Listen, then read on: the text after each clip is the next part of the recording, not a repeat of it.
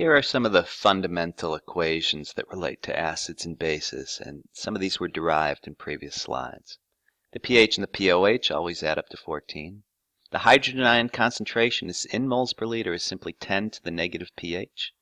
If you take the negative log of the hydrogen ion concentration, you get the pH. These things always multiply through to 10 to the minus 14th, so in pure water they reach 10 to the minus 7th.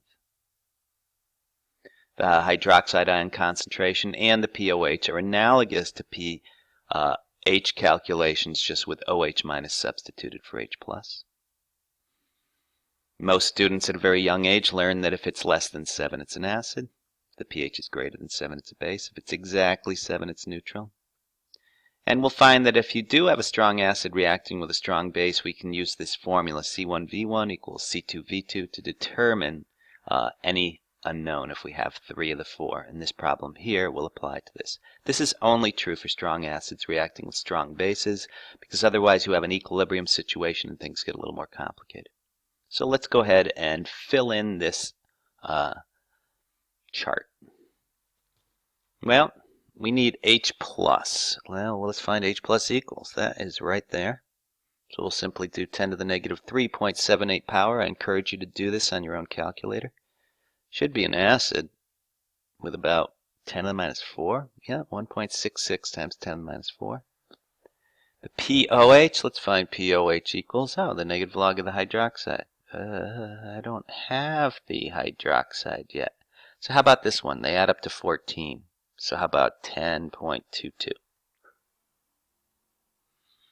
What is hydroxide concentration? Well, it's equal to, let's see, 10 to the negative pOH. Ooh, I have pOH. 10 to the negative 10.22 is 6 times 10 to the 11th. Is it an acid or base? Well, the pH is less than 7. I guess it's an acid. Now, we're taking some nitric acid, 20 mils of it. They don't tell you its concentration. That means nitric acid is mixed with water, and so the more water you have, the less concentrated it is. We do know that it took more, 43.33 mLs of the 0.1 molar. So I guess since it took more of that, it's going to be stronger than 0.1 molar. Potassium hydroxide. This is a strong acid. This is a strong base. We can simply use C1V1 equals C2V2 to solve it. This must be our original volume. Let's see if I have. There it is. That's our original volume. This must be our new volume.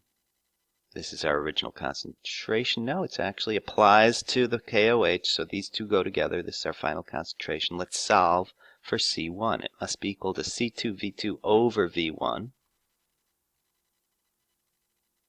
And you get 0.2167 molar. This agrees with our estimate that it must be more than 0.1 molar, and since it took a little bit more than twice as much, it must be a little bit more than twice as concentrated. These are some equations for simple acid and base situations and a sample problem.